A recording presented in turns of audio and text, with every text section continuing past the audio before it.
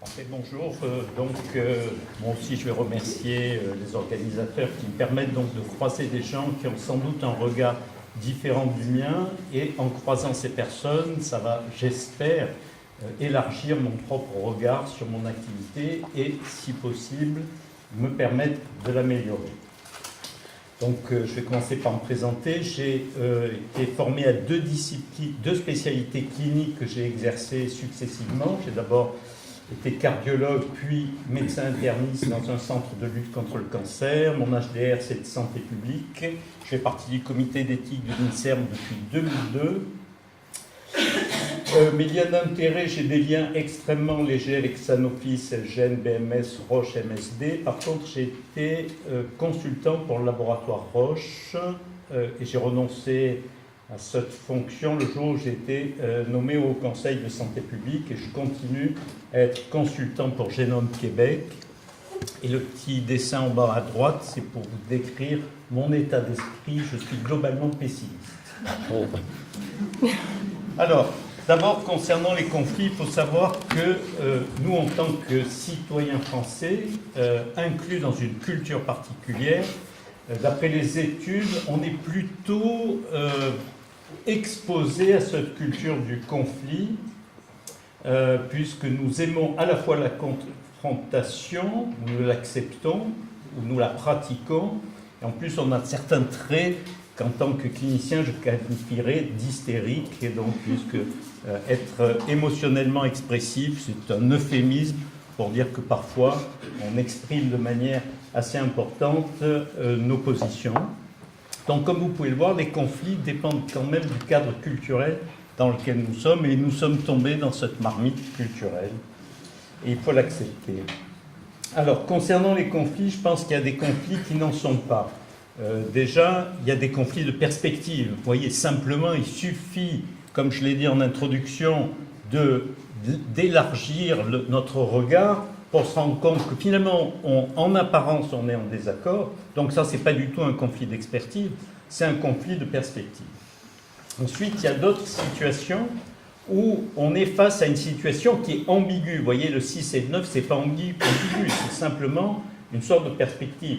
Tandis que cette représentation, votre cerveau est tout à fait capable de passer de l'un à l'autre. Vous avez quelqu'un qui est de face, il suffit de regarder l'œil, ou qui est de profil, il suffit de regarder le nez. Et donc là, on est en situation d'ambiguïté, et donc il y a quelqu'un qui vous dira voilà ce que je vois, quelqu'un qui vous dira voilà ce que je vois. Et là, normalement, un petit effort doit être capable de résoudre ces pseudo-conflits. Alors, après, je pense qu'il faut faire la distinction entre les conflits de valeurs. Ça, c'est non miscible, mais par contre, c'est arbitrable. C'est-à-dire qu'une fois qu'on n'est pas d'accord sur les valeurs que l'on défend, je peux prendre un exemple qui est celui des assurances. Dans l'assurance, il y a deux conflits entre deux valeurs, qui est la justice et la solidarité. Et ça, c'est pas miscible, hein. Si vous êtes pour la justice, vous considérez que les mauvais conducteurs doivent payer plus que les bons conducteurs. Si vous êtes pour la solidarité, vous considérez que vous pouvez faire l'effort de payer plus pour un mauvais conducteur si vous-même vous êtes un bon conducteur. Et donc, d'une manière générale, les valeurs sont difficilement miscibles. Et puis, il y a des conflits d'intérêts. Ça, selon moi, c'est quand même beaucoup plus simple, parce que ça, c'est un champ qui est négociable. Alors, depuis Sophocle, on sait que ce qui fait les tragédies, ce n'est pas l'histoire, c'est les acteurs. Et donc, qu'est-ce qu'il y a autour de cette table ? Alors, cette présentation, bien que je sois clinicien, elle est quand même assez imprégnée de ma réflexion de chercheur. Et donc, qu'est-ce qu'il y a autour de la table ? Il y a des patients actuels, passés, futurs, et dans les futurs patients, il y en a qui sont plus ou moins à risque. Et donc, ça, c'est une tendance actuelle de segmentation des populations selon leur risque de développer des pathologies. Donc, parmi les progrès, entre guillemets, ou les nouveaux outils que nous avons à notre disposition en tant que médecins et assureurs, c'est la capacité de mieux stratifier les personnes qui seront atteintes de certaines pathologies. Donc, ce n'est pas tout à fait pareil quand vous êtes patient. si vous êtes actuel, futur, plus ou moins à risque. Ensuite, il y a les soignants. Les soignants, il y a le courant principal. Moi, je m'inscris dans le courant principal. Il y a les chercheurs, et de temps en temps, si vous voulez, je me pose des questions sur certains comportements que j'ai en tant que médecin clinicien, où j'ai tendance, mais c'est peut-être le cas particulier de la modernité, où les frontières s'estompent. De temps en temps, j'ai du mal à discerner si j'agis en tant que soignant, en tant que chercheur. Et puis, en tant que soignant également, il y a le monde de la médecine alternative qui prend une importance relativement importante, ou plus importante que ce qu'elle était en apparence quand j'ai commencé mes études médicales. Après, il y a les assureurs, les investisseurs. Enfin, comme vous pouvez le voir, le tour de table est complexe. Et ce qui, d'ailleurs, justifie des journées comme aujourd'hui, c'est de permettre la rencontre des différents acteurs afin qu'ils, justement, au moins clarifient leur perspective sur un objet qui serait commun. Alors, ensuite, quand on réfléchit, encore une fois, comme je vous l'ai dit, j'ai construit plutôt cette présentation autour de quelle recherche va-t-on mettre en place afin d'améliorer l'efficacité et la prise en charge des pathologies auxquelles nous sommes confrontés. Et donc, en gros, la chaîne causale, cartésienne, linéaire, fantasmatique, qui dit on va d'abord se poser des questions de quelle pathologie on va prendre en charge, de quelles sont les interventions que nous avons à notre disposition, médicamenteuses, non médicamenteuses, préventives, curatives, quelles sont les hypothèses, quels sont les protocoles, et là, ça c'est mon cœur de métier, vous voyez, c'est sans doute la partie que je l'ai développée le plus. Quelles sont les populations auxquelles on envisage d'offrir ce traitement? Vous voyez, j'ai tendance à dire à mes patientes qui sont terrifiées par le risque génétique des mutations d'Angelina Jolie, que si la température de l'air augmente de 3 degrés, il est très vraisemblable que nous ayons à gérer le paludisme, ce qui va être très compliqué, alors que la gestion des mutations, c'est quelque chose qui n'est pas très compliqué. Mais en même temps, je me dis, si la température de l'air augmente de 3 degrés et que le Texas devient exposé au paludisme, il est très vraisemblable qu'on mettra en place des médicaments qui permettront de gérer ce problème. Et donc la population à laquelle on réfléchit, c'est un enjeu extrêmement important pour moi médecin, mais également en tant que, si j'étais investisseur, ce que je ne suis pas, de me dire est-ce que les personnes sont solvables ou pas solvables. Ensuite, il y a des choses extrêmement importantes et qui, pour moi, grâce à l'apport des patients, va changer de manière importante mon métier de chercheur. C'est quels sont les critères de jugement et quels sont les modes de mesure. Alors tout ça, vous voyez, tout ça fait pour moi partie de cette réflexion sur quelles sont les recherches, et puis après on a quelle autorisation de mise sur marché, ciblée, pas ciblée, quels sont les prix, mais je vous l'ai dit d'emblée, ce pseudo-déroulement linéaire cartésien qui me permet de m'endormir le soir n'existe pas dans la réalité. C'est-à-dire que souvent, vous voyez, peut-être que la dernière étape, quel est le prix anticipé pour, va conditionner l'ensemble de la chaîne, et qu'en fait la chronologie parfois s'inverse, et je vous fais grâce de ce qu'on appelle Munchausen disease, qui est le fait que parfois on a trouvé des médicaments avant d'avoir trouvé la maladie auquel ils étaient susceptibles de s'appliquer. Et donc ça a été décrit pour le syndrome de l'hyperattention. Donc un laboratoire avait trouvé un médicament et s'était dit mais est-ce qu'on ne pourrait pas trouver un cadre pathologique qui me permettrait d'amortir. Donc vous voyez cette vision extrêmement de chaîne causale segmentée me paraît être une fable pour enfants. Alors, maintenant si je reprends, parce que c'est quand même plus simple de croire à cette fable de la rationalité, si je reprends la première question, quelles sont les pathologies que l'on va cibler comme étant prioritaires pour bénéficier de la recherche clinique, qui est quand même à ce jour l'outil indépassable d'amélioration de la qualité de nos soins. Et donc si on a à ce niveau-là des arbitrages à faire entre plusieurs pathologies, ben vous aurez des conflits entre des patients atteints de cette pathologie et les médecins qui les prennent en charge, versus des patients atteints d'autres pathologies et les médecins qui les prennent en charge. Patricia Marino nous a parlé de ce concept extrêmement éclairant des coûts d'opportunité. Chaque fois que je dépense 1 euro pour quelque chose, c'est 1 euro que je ne dépense pas pour autre chose. Et donc, on a des arbitrages à faire, et en particulier concernant quelles sont les pathologies, quelle que soit la taille du gâteau, le gâteau est limité. Alors, on peut toujours espérer augmenter la taille du gâteau, mais à un moment donné, la répartition des parts du gâteau posera ce type de problème. Alors, quels sont les outils d'arbitrage? Alors, bon, on est ici dans un espace éthique, la philosophie morale pourrait nous aider à clarifier, au moins à clarifier nos choix concernant les arbitrages. Maintenant, de temps en temps, j'ai tendance à me rappeler de mon professeur de philosophie du lycée Thiers, que je vénère, et qui m'avait dit, je ne sais pas si c'est vrai, que Jean-Paul Sartre aurait dit « Quand je délibère, les jeux sont faits », s'il sous-entendait que parfois les décisions sont prises sur une heuristique brutale, rapide de boîte noire, et que l'on construit après une sorte de rationalisation des choix que l'on a fait. Alors il y a autre chose qui s'appelle le marché et l'argent, qui est dominant, la démocratie, la loi, et puis de temps en temps on a des sortes d'alliances. Vous voyez, la philosophie morale utilitariste, qui est une philosophie morale, à laquelle j'adhère modérément, de temps en temps, mais modérément, et le marché, ensemble, pénalisent la recherche sur les maladies rares, puisque 1 euro dépensé dans la philosophie utilitariste vont produire moins de biens quand je m'occupe de 100 personnes que quand je m'occupe d'1 million de personnes. Et puis le marché, lui, il a exactement la même logique.